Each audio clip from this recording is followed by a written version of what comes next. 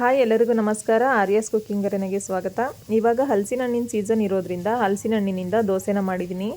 ದೋಸೆ ಜೊತೆ ತುಪ್ಪನ ಹಾಕೊಂಡು ತಿಂತಾ ಇದ್ರೆ ತುಂಬಾ ಚೆನ್ನಾಗಿರುತ್ತೆ. ರುಚಿ ಅಂತೂ ಅದ್ಭುತವಾಗಿರುತ್ತೆ. ನೀವು ಒಂದ್ಸಲ ಟ್ರೈ ಮಾಡಿ ನೋಡಿ, ಹೇಗಿತ್ತು ಅಂತ ಕಮೆಂಟ್ ಮಾಡಿ.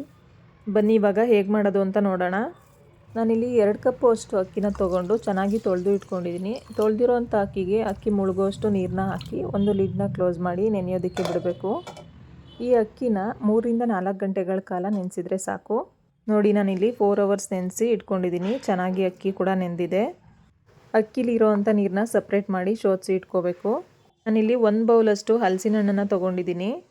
ಹಲಸಿನ ಹಣ್ಣಿನ ಬೀಜನ ತೆಗೆದು ಈ ಥರ ಉದ್ದುದ್ದಕ್ಕೆ ಸೀಳಿ ಇಟ್ಕೊಂಡಿದ್ದೀನಿ.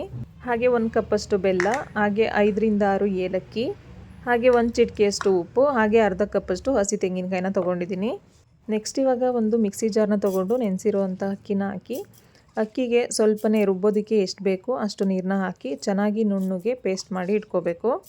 ರುಬ್ಬೋದಕ್ಕೆ ಜಾಸ್ತಿ ನೀರನ್ನ ಹಾಕಬೇಡಿ, ಸ್ವಲ್ಪನೇ ನೀರನ್ನ ಹಾಕಿ ರುಬ್ಕೊಳ್ಳಿ.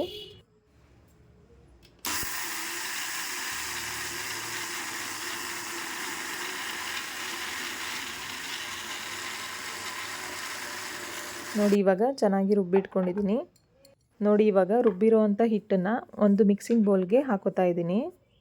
ಇದನ್ನು ಹಾಕೊಂಡ್ಮೇಲೆ ಸಪ್ರೇಟಾಗಿ ಎತ್ತಿಟ್ಕೋಬೇಕು. ಈಗ ಅದೇ ಮಿಕ್ಸಿ ಜಾರ್ಗೆ ಉಳಿದಿರೋವಂಥ ಅಕ್ಕಿನ ಹಾಕ್ಕೊಂಡು, ಹಾಗೆ ಹಲಸಿನ ಹಣ್ಣು, ಬೆಲ್ಲದ ಪುಡಿ, ಹಾಗೆ ಏಲಕ್ಕಿ, ಹಾಗೆ 1 ಚಿಟಿಕೆಯಷ್ಟು ಉಪ್ಪನ್ನ ಹಾಕಿ ಚೆನ್ನಾಗಿ ರುಬ್ಕೋಬೇಕು. ನಾನಿಲ್ಲಿ ಒಂದೇ ಸಲ ರುಬ್ಬೋದಕ್ಕಾಗಲ್ಲ ಅಂತೇಳಿ ಹಲಸಿನ ಹಣ್ಣನ್ನು ಅರ್ಧ ಹಾಕ್ಕೊಂಡಿದ್ದೀನಿ, ಇನ್ನರ್ಧ ಆಮೇಲೆ ರುಬ್ಕೊಳ್ಳೋಣ ಅಂತ. ಹಾಗೆ ಅರ್ಧ ಕಪ್ಪಷ್ಟು ಹಸಿ ತೆಂಗಿನಕಾಯಿ ತುರಿನ ಹಾಕ್ಕೊಂಡು ರುಬ್ಬೋದಕ್ಕೆ ಎಷ್ಟು ಬೇಕೋ ಅಷ್ಟು ನೀರನ್ನ ಹಾಕ್ಕೊಂಡು ನುಣ್ಣಗೆ ರುಬ್ಕೋಬೇಕು. ನೋಡಿ, ಚೆನ್ನಾಗಿ ರುಬ್ಕೊಂಡಿದ್ದೀನಿ. ಇವಾಗ ರುಬ್ಬಿರೋಂಥ ಮಿಶ್ರಣನ ಆವಾಗಲೇ ಅಕ್ಕಿ ಹಿಟ್ಟನ್ನು ರುಬ್ಕೊಂಡಿದ್ವಲ್ಲ ಅದೇ ಮಿಶ್ರಣಕ್ಕೆ ಹಾಕಿ ಚೆನ್ನಾಗಿ ಮಿಕ್ಸ್ ಮಾಡ್ಕೋಬೇಕು. ನಾನಿಲ್ಲಿ ಉಳಿದಿರೋ ಅಂಥ ಹಲಸಿನ ಹಣ್ಣನ್ನು ಕೂಡ ಇದಕ್ಕೆ ರುಬ್ಕೊಂಡು ಹಾಕಿ ಚೆನ್ನಾಗಿ ಮಿಕ್ಸ್ ಮಾಡ್ತಾಯಿದ್ದೀನಿ. ನೋಡಿ, ಈ ಥರ ಚೆನ್ನಾಗಿ ಮಿಕ್ಸ್ ಮಾಡಿದ್ಮೇಲೆ 5 ರಿಂದ 10 ನಿಮಿಷ ಒಂದು ಲಿಡ್ನ ಕ್ಲೋಸ್ ಮಾಡಿ ಇಟ್ಕೊಂಡ್ರೆ ಸಾಕು. ನೆಕ್ಸ್ಟ್ ಇವಾಗ ಸ್ಟವ್ ಆನ್ ಮಾಡಿ ತವಾನ ಬಿಸಿಗೆ ಇಟ್ಕೊತಾ ಇದ್ದೀನಿ. ತವ ಬಿಸಿಯಾದ ನಂತರ ರುಬ್ಕೊಂಡಿರೋ ಅಂಥ ಹಿಟ್ಟನ್ನು ಹಾಕೋಬೇಕು. ತುಂಬ ದೊಡ್ಡದಾಗಿ ಹಾಕೋಬೇಡಿ, ನಾವು ಒಬ್ಬಟ್ಟೆಲ್ಲ ಮಾಡ್ತೀವಲ್ಲ ಆ ಸೈಜಲ್ಲಿ ದೋಸೆನ ಹಾಕ್ಕೊಂಡ್ರೆ ಸಾಕು. ದೋಸೆನ ಹಾಕಿದ್ಮೇಲೆ ಒಂದು ಲಿಡ್ನ ಕ್ಲೋಸ್ ಮಾಡಿ ಬೇಯಿಸ್ಕೋಬೇಕು. ನೋಡಿ, ಇವಾಗ ದೋಸೆ ಚೆನ್ನಾಗಿ ಬೇಯ್ತಾ ಇದೆ. ದೋಸೆ ಈ ಹಂತಕ್ಕೆ ಬೆಂದಾದ್ಮೇಲೆ ಲಿಡ್ನ ತೆಗೆದು ಎಣ್ಣೆ ಅಥವಾ ತುಪ್ಪನ ಹಚ್ಕೋಬೇಕು. ನಾನಿಲ್ಲಿ ತುಪ್ಪನ ಹಚ್ಕೋತಾ ಇದ್ದೀನಿ. ತುಪ್ಪನ ಹಚ್ಚಿದಾದ್ಮೇಲೆ ಇನ್ನೊಂದು ಸೈಡು ಮಗ್ಚಾಕಿ ಬೇಯಿಸ್ಕೋಬೇಕು. ನೋಡಿ, ಎಷ್ಟು ಚೆನ್ನಾಗಿ ಕಾಣಿಸ್ತಾ ಇದೆ ಅಂತ. ತುಂಬ ಈಸಿಯಾಗಿ ಮಾಡ್ಕೊಳ್ಳೋ ಅಂಥ ರೆಸಿಪಿ ಇದು. ದೋಸೆನ ಈ ಥರ 2 ಸೈಡು ಬೇಯಿಸ್ಕೊಂಡು ಒಂದು ಪ್ಲೇಟ್ಗೆ ಎತ್ತಿಟ್ಕೋಬೇಕು. ನಾನು ಅದೇ ಥರ ಇನ್ನೊಂದು ದೋಸೆನ ಹಾಕ್ತಾಯಿದ್ದೀನಿ. ಈ ದೋಸೆಗೂ ಕೂಡ ನಾನು ಲಿಡ್ನ ಕ್ಲೋಸ್ ಮಾಡಿ ಬೇಯಿಸ್ಕೊಂಡು ತುಪ್ಪನ ಸರ್ವಿ 2 ಕಡೆ ಸೈಡು ಬೇಯಿಸ್ಕೊಂಡು ಎತ್ತಿಟ್ಕೋತಾ ಇದ್ದೀನಿ. ಈ ಹಲಸಿನ ಹಣ್ಣಿನ ದೋಸೆ ಜೊತೆಗೆ ನಾನು ಹಲಸಿನ ಹಣ್ಣಿನಿಂದ ಒಬ್ಬಟ್ಟನ್ನು ಕೂಡ ಮಾಡಿದ್ದೀನಿ. ಆ ವಿಡಿಯೋ ಬೇಕು ಅಂದರೆ ಡಿಸ್ಕ್ರಿಪ್ಷನಲ್ಲಿ ವಿಡಿಯೋ ಹಾಕಿರ್ತೀನಿ, ನೀವು ಬೇಕು ಅಂದರೆ ಚೆಕ್ ಮಾಡಿ.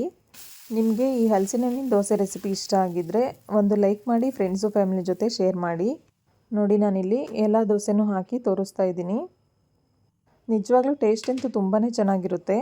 ನಾವು ಒಬ್ಬಟ್ಟಿಗೆಲ್ಲ ತುಪ್ಪನ ಹಾಕ್ಕೊಂಡು ತಿಂತೀವಲ್ಲ ಅದೇ ಥರ ಈ ಹಲಸಿನ ಹಣ್ಣಿನ ದೋಸೆಗೂ ಕೂಡ ತುಪ್ಪ ಹಾಕ್ಕೊಂಡು ತಿಂದರೆ ತುಂಬಾ ಚೆನ್ನಾಗಿರುತ್ತೆ. ಇದೇ ಥರ ಮತ್ತಷ್ಟು ಈಸಿ ರೆಸಿಪೀಸ್ಗೆ ಆರ್ಯಾಸ್ ಕುಕ್ಕಿಂಗ್ ಅರೆನಾ ಚಾನಲ್ನ ಸಬ್ಸ್ಕ್ರೈಬ್ ಮಾಡಿ, ಹಾಗೆ ಪಕ್ಕದಲ್ಲಿರೋವಂಥ ಬೆಲ್ ಐಕನ್ನ ಪ್ರೆಸ್ ಮಾಡಿ. ನೋಡಿ, ನೋಡೋದಕ್ಕೇ ಎಷ್ಟೊಂದು ಚೆನ್ನಾಗಿ ಕಾಣಿಸ್ತಾ ಇದೆ ಅಂತ.